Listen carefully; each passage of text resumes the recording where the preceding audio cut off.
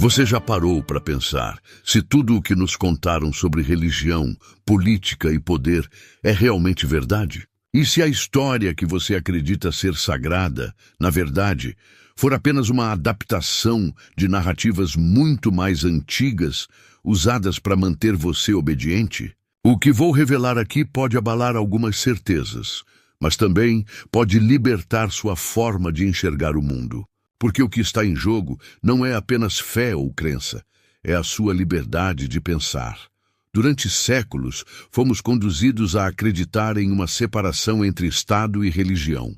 Porém, a realidade mostra algo muito diferente. Basta olhar para os rituais que se repetem tanto dentro de igrejas quanto em tribunais. Símbolos, códigos, cerimônias. Nada disso é por acaso. Existe uma teia invisível que conecta fé, política e dinheiro, e essa rede opera desde os tempos mais antigos até hoje, controlando a forma como vivemos e até mesmo como amamos. Imagine descobrir que grande parte das tradições que você respeita foram desenhadas para reforçar essa estrutura de poder. Pense, por exemplo, no simples ato de casar.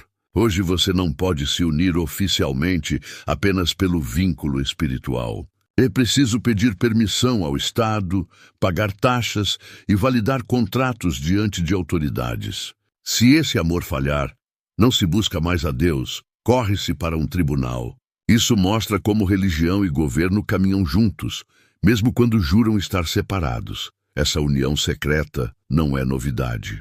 Na antiguidade, os reis eram vistos como representantes dos deuses na terra. Eles carregavam em si tanto a autoridade política quanto a espiritual, controlando não apenas o corpo das pessoas, mas também sua alma. Essa herança nunca desapareceu, apenas mudou de aparência. Hoje ela se disfarça em documentos, selos oficiais, símbolos estampados em moedas e monumentos erguidos nas capitais. E o que talvez mais surpreenda é que, por trás de todas essas estruturas, um padrão se repete. Religião, política e dinheiro nunca estiveram realmente separados. Eles são partes de um mesmo sistema. E só quando entendemos isso, conseguimos enxergar o verdadeiro tabuleiro em que estamos jogando. Mas por que esse jogo precisa ser escondido de nós? Porque a consciência é perigosa. Uma população que entende a origem dos símbolos, das leis e das tradições não é fácil de manipular. Por isso, a história foi moldada para que acreditássemos em divisões artificiais. Igreja de um lado, Estado de outro. Na prática, eles se retroalimentam há mais de 2000 anos. Veja um exemplo claro, o famoso Novo Mundo. Ao olhar para a nota de $1, você encontrará uma pirâmide egípcia. Já se perguntou por que um país moderno, como os Estados Unidos, usa símbolos tão antigos para representar seu poder? Não é coincidência. Essa imagem é um lembrete silencioso de que a base de tudo ainda está ligada a mistérios e cultos muito mais antigos do que imaginamos.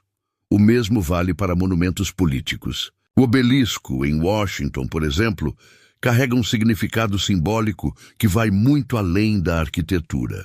Ele representa poder, fertilidade, domínio, e quando colocado em frente à Casa Branca, conecta o masculino ao feminino em uma simbologia que mistura religião, sexo e política. Tudo isso diante dos nossos olhos, como se fosse apenas decoração. É exatamente esse jogo de símbolos que sustenta o que muitos chamam de nova ordem mundial. Uma ordem que não começou agora, mas que vem sendo construída lentamente, mantendo populações inteiras na ignorância. Enquanto discutimos fé, governos e instituições manipulam nossa crença para manter um sistema de obediência. E agora eu quero te envolver diretamente nessa reflexão. Escreva aqui nos comentários a frase: "Quero enxergar além do que me contam". Essa será a senha para mostrar que você também está disposto a questionar e ir mais fundo nessa investigação. Muitos acreditam que a religião é apenas fé, mas, na verdade, sempre esteve entrelaçada ao poder político. Basta observar. Nunca houve movimento religioso sem intenções políticas, assim como nenhum governo conseguiu se sustentar sem algum respaldo espiritual. A fronteira entre fé e Estado é ilusória, criada para que aceitemos como natural algo que, na verdade, foi cuidadosamente desenhado para moldar nosso comportamento. Um detalhe que poucos percebem é a semelhança entre uma igreja e um tribunal. No templo, o altar se ergue em 3 níveis, acessíveis apenas ao sacerdote. No tribunal, o juiz também se senta em 3 degraus acima da plateia. Na igreja, o padre veste uma longa túnica preta. No tribunal, o juiz também. Em ambos os casos, existe uma barreira, física e simbólica, que delimita quem detém a palavra e quem deve apenas se submeter. Coincidência? Difícil acreditar. Essas semelhanças não são inocentes. Elas revelam uma herança que remonta às antigas sociedades, quando os líderes governavam em nome dos deuses. A lei que nos rege hoje, em grande parte, tem raízes nessas tradições religiosas. O próprio termo lei carrega uma carga simbólica que foi usada para reforçar a ideia de que obedecer não era apenas dever civil, mas também um ato sagrado. Isso levanta uma questão desconfortável. Até que ponto nossas crenças foram moldadas não por revelações divinas, mas por interesses humanos? Até que ponto o que chamamos de verdade absoluta é apenas narrativa convenientemente repetida? Esse é o ponto central. Entender que o que aceitamos sem questionar pode ser justamente o que nos mantém presos. Talvez seja por isso que grandes estudiosos, como Gerald Massey, alertaram que muitos confundem autoridade com verdade, quando na verdade deveríamos buscar a verdade acima da autoridade. Se não fizermos isso, continuaremos sendo peças em um tabuleiro de símbolos, leis e rituais que jamais escolhemos conscientemente. Mas quando alguém ousa levantar essas questões, a reação é quase sempre a mesma: acusação de blasfêmia, heresia ou até traição. A história mostra que todo questionador foi chamado de inimigo, seja quem criticou a Bíblia, o Alcorão, o Manifesto Comunista ou qualquer outra obra erguida como intocável. A lógica é simples: quem desafia a autoridade ameaça o sistema, e isso não pode ser permitido. No entanto, se existe um ensinamento que podemos extrair até da própria figura de Jesus, é justamente o incentivo a questionar. Ele confrontou líderes, expôs hipocrisias e lembrou que entregar cegamente nossa consciência a uma instituição é abrir mão da própria liberdade. Quando transferimos nossa espiritualidade a autoridades externas, nos tornamos prisioneiros, não por imposição, mas por escolha. E aqui surge outro dilema. O que acontece quando alguém descobre que toda a sua vida foi sustentada por crenças manipuladas? A queda pode ser devastadora. Assim como ocorreu em regimes políticos que colapsaram, milhões se veem sem chão quando percebem que foram enganados. Mas por mais doloroso que seja, esse é o primeiro passo para a libertação. É importante lembrar que, ao longo da história, muitas tradições religiosas herdaram histórias de cultos mais antigos. Antes mesmo do cristianismo, já existiam pelo menos 15 religiões que narravam a vinda de um Messias, seu nascimento em circunstâncias milagrosas, sua morte sacrificial e até a presença de discípulos. A repetição desse padrão nos convida a perguntar: será que a originalidade que nos ensinaram realmente existe? E agora eu quero ouvir de você. Escreva nos comentários a frase: a verdade é maior que a autoridade. Assim, saberei que você também está disposto a caminhar além do que te contaram até agora. A repetição de símbolos ao longo da história não é coincidência. No Ocidente, grande parte da moral que seguimos hoje se fundamenta em histórias bíblicas que, quando analisadas, revelam personagens nada exemplares, patriarcas que enganaram, líderes que traíram e figuras veneradas que, em qualquer outro contexto, seriam vistas como tiranas. O próprio Thomas Jefferson questionava essa moralidade, chamando-a de cruel e injusta. Mas o ponto não é negar que existam valores elevados na espiritualidade, e sim reconhecer que o que chegou até nós foi manipulado. A diferença entre espiritualidade e religião organizada é justamente essa. Uma busca é livre e pessoal. A outra é controlada e mediada por autoridades. A espiritualidade conecta diretamente com a fonte. A religião cria intermediários, burocracias e hierarquias para controlar esse acesso. O problema é que, ao longo do tempo, a versão institucionalizada venceu. E isso moldou não apenas crenças, mas também a própria organização social. Hoje, até mesmo para fundar uma igreja, é necessário obter permissões do Estado, pagar taxas e se enquadrar em regras governamentais. Onde está a separação entre igreja e Estado nesse cenário? Não existe. E quando alguém decide se casar, o processo ilustra essa fusão. Primeiro, é preciso registrar a união no cartório, validar documentos, pagar licenças. Só depois o casal pode buscar a bênção de um sacerdote. E se a relação acaba, a instância final não é a igreja, mas o tribunal. O ciclo começa e termina no Estado, enquanto a fé se torna apenas um adorno no meio do caminho. Essa constatação nos leva a uma pergunta desconfortável. Será que a fé que praticamos é realmente livre? Ou será que sempre esteve subordinada a um jogo de poder que nunca parou de se reinventar? Os símbolos oficiais reforçam essa suspeita. O simples ato de observar uma nota de $1 já revela muito mais do que parece. A pirâmide egípcia, o olho que tudo vê, e a frase em latim que declara o sucesso de um projeto. Mas que projeto é esse? O que estaria realmente sendo celebrado ali? O mesmo acontece em Washington, onde o obelisco aponta para o céu diante da Casa Branca. A interpretação oficial fala de arquitetura e homenagem, mas os significados antigos desse símbolo remetem à fertilidade, domínio e poder masculino. Quando colocado em frente ao edifício oval, símbolo feminino, a mensagem é clara: uma união ritualística entre política, sexualidade e religião. Tudo diante dos nossos olhos, mas disfarçado de monumento patriótico. E aqui está o detalhe mais intrigante: esses símbolos não nasceram na América. São ecos de tradições muito mais antigas, herdadas de culturas egípcias e babilônicas. O que levanta uma questão inevitável: por que um país moderno escolheria se representar com símbolos de civilizações que desapareceram há milênios? A resposta pode revelar segredos que ainda não estamos prontos para encarar.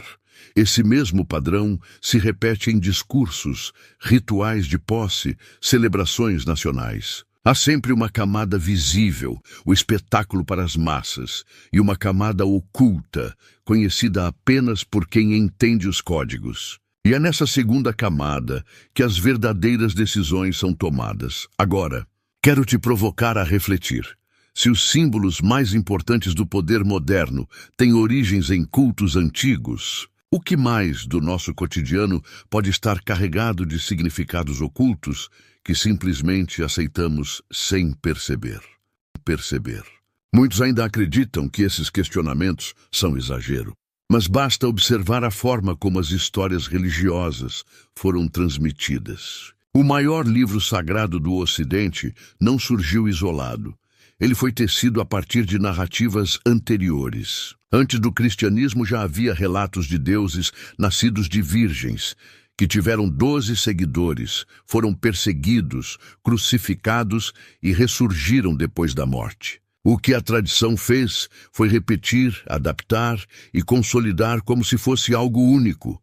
Isso não significa que não exista espiritualidade verdadeira dentro dessas narrativas. Mas quando entendemos que se trata de uma construção, a pergunta inevitável surge: o quanto do que aceitamos como revelação não passa de reciclagem de velhas histórias? A própria expressão, a maior história já contada, já carrega a pista. Não é chamada de documento nem de registro factual, mas de história. Outro detalhe que poucos sabem: muitos livros atribuídos a apóstolos ou profetas já circulavam séculos antes de Cristo. O Apocalipse, por exemplo, era conhecido em versões antigas muito antes de ser incorporado ao cânone cristão. Ainda assim, foi apresentado como revelação exclusiva, intocável e definitiva. Essa reinterpretação seletiva moldou a fé de milhões. Mas o ponto crucial é que, ao longo do tempo, instituições religiosas foram se associando cada vez mais ao poder político. Permissões para igrejas, controle sobre casamentos, interferência em leis civis, tudo isso mostra que religião e Estado não apenas caminham juntos, mas se reforçam mutuamente. E quanto mais olhamos para os bastidores, mais difícil fica sustentar a ideia de que são esferas separadas. Isso nos deixa diante de uma questão delicada.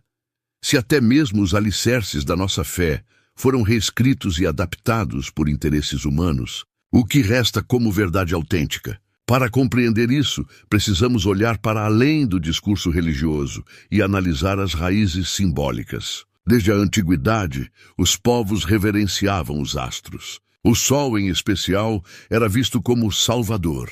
Nasce, vence as trevas e garante a vida. Não é coincidência que as narrativas sobre o Filho de Deus tenham tantos paralelos com o ciclo solar. O Filho, Som, e o Sol, Sum, em inglês, carregam até hoje esse jogo de palavras. Na tradição egípcia, por exemplo, o Sol era chamado de Horus, o deus que renascia todas as manhãs. Seu opositor era Sete, o senhor da escuridão, que assumia o domínio quando o sol se punha. O nascimento diário de Horus era celebrado como vitória da vida sobre a morte, um paralelo direto com o discurso cristão sobre ressurreição. Até mesmo a palavra horizonte deriva dessa figura, Horus Rising. Quando entendemos essa relação, começamos a perceber que boa parte da estrutura religiosa que seguimos é, na verdade, uma adaptação da chamada astroteologia, a veneração do céu e dos ciclos cósmicos. Esse era o alicerce das antigas religiões, muito antes das tradições ocidentais tomarem forma. E aqui está o ponto que pode chocar. Se a base de muitas crenças modernas vem de interpretações antigas do movimento dos astros, será que continuamos presos a símbolos que já perderam o sentido original? Ou será que ainda hoje seguimos cultuando forças naturais, mas travestidas de narrativas religiosas? Se você chegou até aqui, quero que comente a frase: "O sol sempre renasce". Assim, saberei que você também percebeu o quanto nossa fé carrega ecos de algo muito mais antigo e, ao mesmo tempo, ainda tão presente. Quando olhamos para a história com essa perspectiva, percebemos que muito do que consideramos sagrado foi construído sobre camadas de narrativas antigas, símbolos reinterpretados e interesses políticos. Isso não anula a espiritualidade verdadeira, mas nos obriga a encarar a diferença entre aquilo que é uma experiência direta e aquilo que foi institucionalizado para servir a sistemas de poder. Essa constatação gera desconforto. Afinal, milhares de pessoas estruturaram suas vidas inteiras em torno de crenças transmitidas como absolutas. Questionar isso pode parecer ameaçador, mas é justamente o primeiro passo para recuperar a autonomia da própria consciência. Só quem ousa encarar a origem dessas histórias consegue separar fé genuína de manipulação. E aqui surge outro ponto importante. Ao longo dos séculos, governos e religiões criaram uma relação de dependência mútua. Líderes políticos usam símbolos religiosos para legitimar seu poder, enquanto instituições religiosas recorrem ao Estado para garantir influência, proteção e estabilidade. O resultado é um ciclo fechado em que sociedade, fé e política se misturam de forma quase inseparável. Basta pensar em como discursos religiosos, ainda hoje, influenciam decisões de guerra, de legislação e de comportamento social. Mesmo em países que se dizem laicos, líderes usam referências espirituais para justificar suas ações, apelando a uma base de fé para manter obediência. Essa mistura garante que a população siga dividida entre devoção e medo e continue presa a um sistema que se perpetua. E se tudo isso foi desenhado para manter controle, a grande pergunta é: estamos preparados para abrir mão dessas ilusões e buscar a verdade, mesmo que ela seja desconfortável? O futuro da espiritualidade não precisa estar preso a instituições ou narrativas rígidas. Podemos resgatar algo mais autêntico, a conexão direta com aquilo que chamamos de divino, sem intermediários, sem burocracias, sem dogmas impostos. Isso exige coragem, porque significa deixar para trás o conforto da obediência cega. O desafio é justamente esse. A maioria prefere seguir com a vida acreditando no que foi ensinado, porque questionar exige esforço. Mas como qualquer transformação, o despertar começa quando decidimos olhar para além do que sempre nos disseram. Isso não depende de líderes, templos ou livros, depende da sua disposição em buscar conhecimento e experimentar por si mesmo. Vale lembrar que a história mostra o preço da ignorância. Civilizações inteiras colapsaram por confiar demais em autoridades que se mostraram corruptas. Povos inteiros foram enganados em nome de ideologias que pareciam sólidas, mas não passavam de ilusões. Se não aprendermos com esses exemplos, estamos destinados a repetir os mesmos erros. E talvez seja esse o maior chamado deste momento: compreender que política, religião e dinheiro sempre estiveram conectados. E só quando enxergamos essa ligação, podemos nos libertar dela. O conhecimento pode ser desconfortável, mas também é a única chave que abre a porta da verdadeira liberdade. Por isso, se essa reflexão fez sentido para você, não esqueça de deixar o seu like, se inscrever no canal e ativar o sininho das notificações. Assim, você continua acompanhando conteúdos que desafiam a versão oficial e abrem espaço para uma nova forma de pensar.